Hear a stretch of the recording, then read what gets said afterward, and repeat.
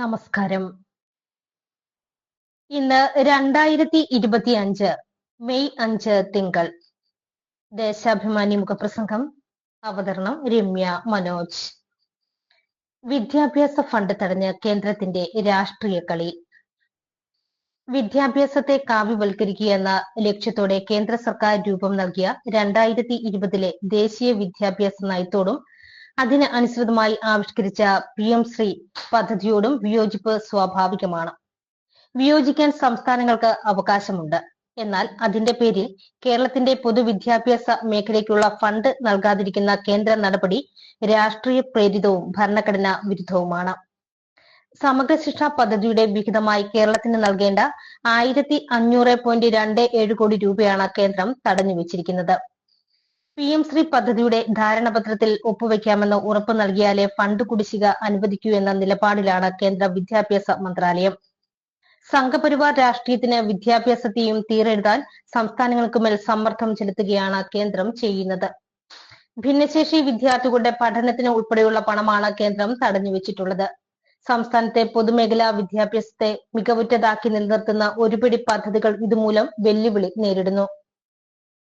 സൗജന്യ യൂണിഫോം, സൗജന്യ പാഠപുസ്തകം തുടങ്ങി പെൺകുട്ടികളുടെ ശാക്തീകരണം, റെസിഡൻഷ്യൽ ഹോസ്റ്റലുകളുടെ പ്രവർത്തനം, അധ്യാപക പരിശീലനം, ജീവനക്കാരുടെ ശമ്പളം എന്നിങ്ങനെ പൊതുവിദ്യാഭ്യാസത്തിന്റെ വിവിധ മേഖലകൾക്കായുള്ള നീക്കിയിരിപ്പാണ് ഇതോടെ മുടങ്ങുന്നത്. വിദ്യാർത്ഥികൾക്ക് ഇതുമൂലം കഷ്ടനഷ്ടങ്ങൾ ഉണ്ടാകാതിരിക്കാൻ സംസ്ഥാന സർക്കാർ എല്ലാ ശ്രമങ്ങളും നടത്തുന്നുണ്ട്. പൊതുവിദ്യാഭ്യാസ മന്ത്രി വി ശിവൻകുട്ടി ന്യൂഡൽഹിയിലെത്തി കേന്ദ്ര വിദ്യാഭ്യാസ മന്ത്രി ധർമ്മേന്ദ്ര പ്രധാനി ഇത് സംബന്ധിച്ച നിവേദനം നൽകുകയും ചെയ്തു.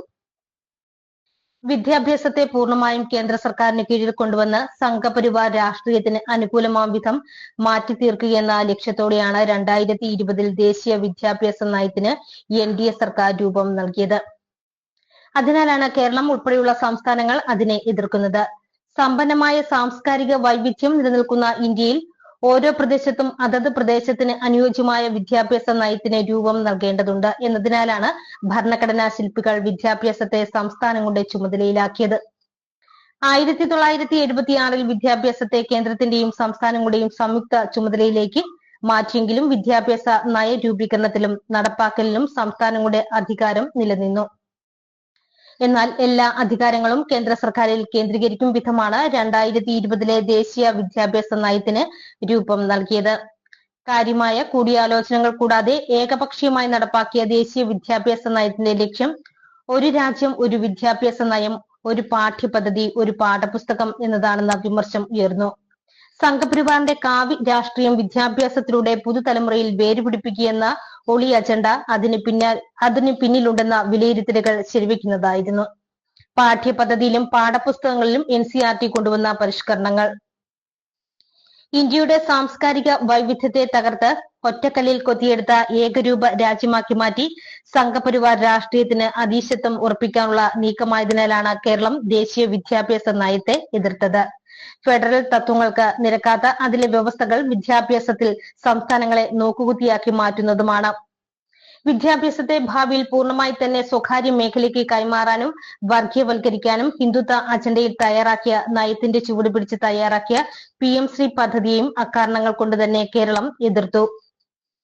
രാജ്യത്താകെ 14,500 സ്കൂളിൽ നടപ്പാക്കുന്ന പദ്ധതിയിൽ കേരളത്തിലെ 336 സ്കൂളുകളെ ഉൾപ്പെടുത്തണമെന്നാണ് കേന്ദ്ര നിർദ്ദേശം.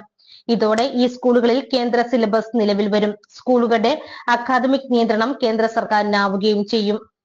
ദേശീയ വിദ്യാഭ്യാസ നയവും PM ശ്രീ പദ്ധതിയും കേരളം പൊതുവിദ്യാഭ്യാസ രംഗത്ത് കൈവരിച്ച വിലമതിക്കാനാകാത്ത നേട്ടങ്ങളെ പിറകോട്ട് അടുപ്പിക്കുമെന്നതിനാൽ അവയെ എതിർക്കാതിരിക്കാനാകില്ല. എന്നാൽ സമഗ്ര ശിക്ഷ കേരള പദ്ധതിയുടെ ഫണ്ട് തടഞ്ഞുവെക്കുമെന്ന ഭീഷണി മുഴക്കുകയാണ് കേന്ദ്ര സർക്കാർ ചെയ്തത്. കേന്ദ്ര ഫണ്ട് മുടങ്ങുന്ന സാഹചര്യം ഒഴിവാക്കുന്നതിന് PM ശ്രീ പദ്ധതിയുടെ ധാരണാപത്രത്തിലെ വ്യവസ്ഥകളെ സംബന്ധിച്ച് പഠിക്കുന്നതിന് സംസ്ഥാനം കഴിഞ്ഞ വർഷം മാർച്ചിൽ പൊതുവിദ്യാഭ്യാസ പ്രിൻസിപ്പൽ സെക്രട്ടറിയുടെ നേതൃത്വത്തിൽ കമ്മിറ്റിയെ നിയോഗിച്ചിരുന്നു. എന്നാൽ ഇതൊന്നും വകവയ്ക്കാതെ പൊതുവിദ്യാഭ്യാസത്തിനുള്ള ഫണ്ട് തടഞ്ഞുവച്ചിരിക്കുകയാണ് കേന്ദ്രം. രാജ്യത്തിന്റെ സമസ്ത മേഖലകളെയും ഹിന്ദുത്വ രാഷ്ട്രീയത്തിന് അടിയറ വയ്ക്കാനുള്ള ദ്രുതഗതിയിലുള്ള നീക്കത്തിലാണ് കേന്ദ്ര സർക്കാരും അതിനെ നിയന്ത്രിക്കുന്ന സംഘപരിവാറും. അതിനായി ഏതു മാർഗവും സ്വീകരിക്കുന്നു. കേരളത്തിലെ പൊതുവിദ്യാഭ്യാസത്തിന്റെയും അതിനെ ആശ്രയിക്കുന്ന ലക്ഷക്കണക്കിന് വിദ്യാർത്ഥികളുടെയും ഭാവി അപകടത്തിലാക്കാനും അവർ മടിക്കില്ല എന്നതാണ് ഫണ്ട് വിലക്കിലൂടെ വ്യക്തമാക്കുന്നത്. ദേശാഭിമാനി മുഖപ്രസംഗം ഇവിടെ പൂർണ്ണമാകുന്നു. നന്ദി, നമസ്കാരം.